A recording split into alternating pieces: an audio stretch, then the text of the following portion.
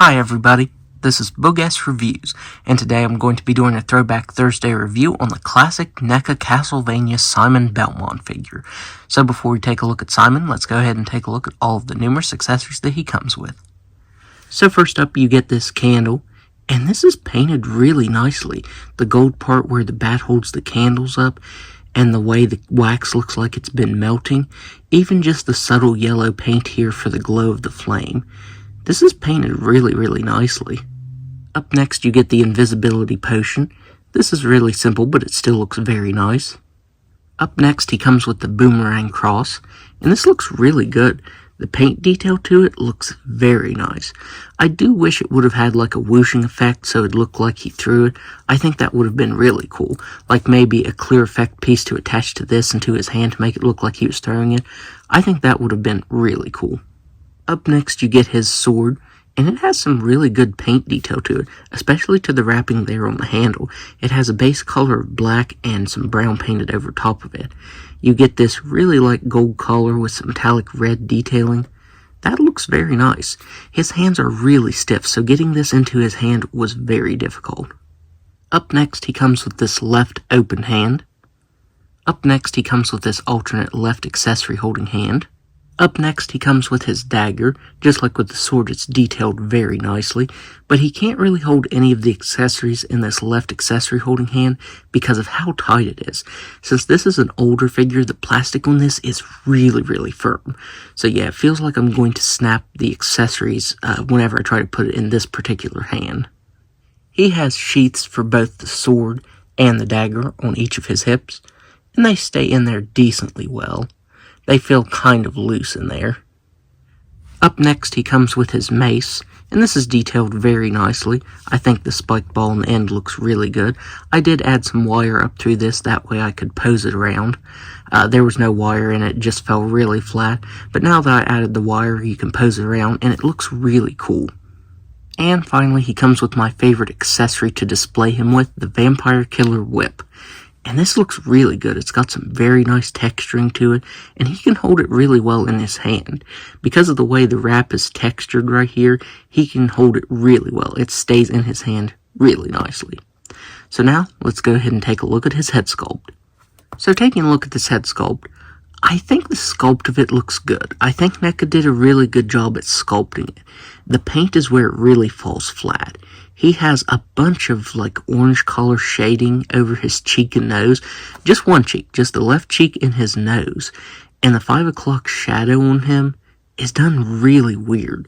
It's this lighter skin tone right here and this really heavy glossy brown right here by his mouth. I think they overpainted his face, because I think it's a decent sculpt. I think the sculpt looks really good. But yeah, the paint is really where it's let down. Which is really weird because the headband up here is painted really nicely. It looks really good. And he has some really nicely sculpted hair. The hair sculpt, the way it looks like it's flowing, looks very nice. So yeah, despite that, I think the head sculpt could have used some better paint work. But this figure is many years old now, so there's nothing you can do about that. The sculpt work to his outfit looks really good. I love that texturing that you get right here. I think it's cast in a black color with the details painted over top of it. I think that's the base color showing through and they painted brown over top of it. But it looks really good. The variation looks nice right there. You get some more of that texturing and some silver paint for the rivets right there. You can even see where it's stitched onto his outfit right here. That looks really good. Just like down here, I believe the color that you see right here is the base color showing through and they painted that red color over top of it. But it looks really good. The way the wrinkles are sculpted looks nice. The way it's laced up here in the front looks good.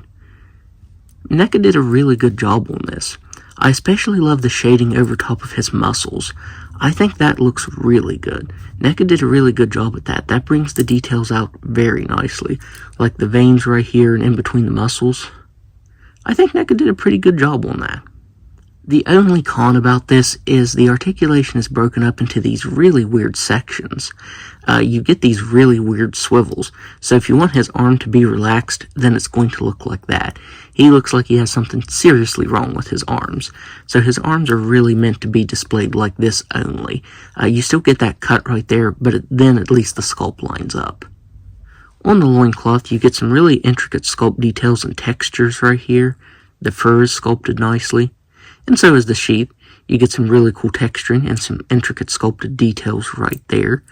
You get some more really cool painted variation right here over top of his muscles.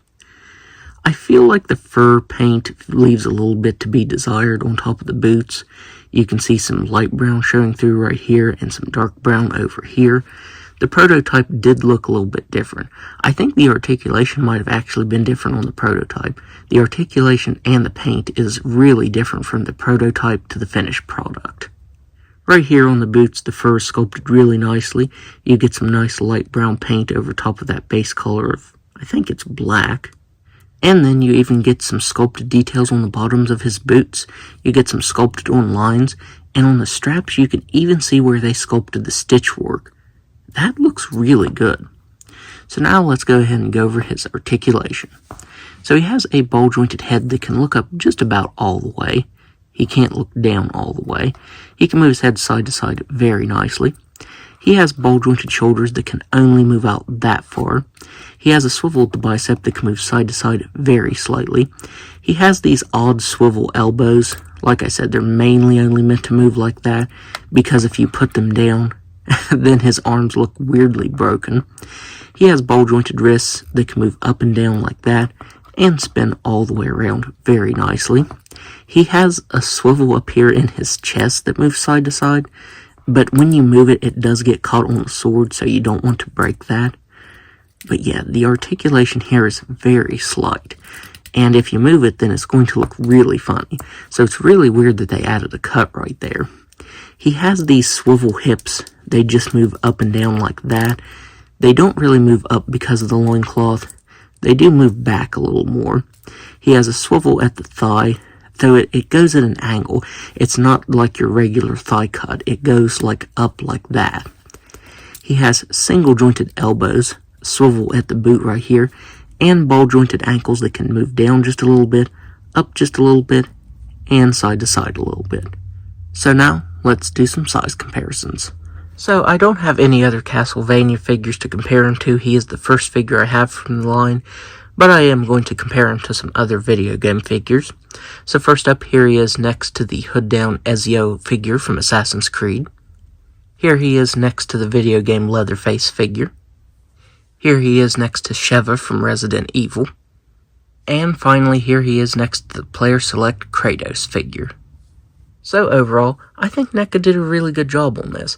I do think that it has some flaws like the paint there on the face and the weird articulation, but that's kind of standard for what NECA was doing around this time. You know, we didn't have the sculpt and paint details that we have now, or the articulation. I actually think this is a decently articulated figure for what NECA was doing at the time. So even though it is a little bit dated, I think it's really cool, and I'm happy to finally have this in my collection. I actually got it from the NECA 12 Days of Figures that they did recently before Christmas. So hopefully everyone that wanted one was able to get one from the 12 Days of Figures that NECA recently did.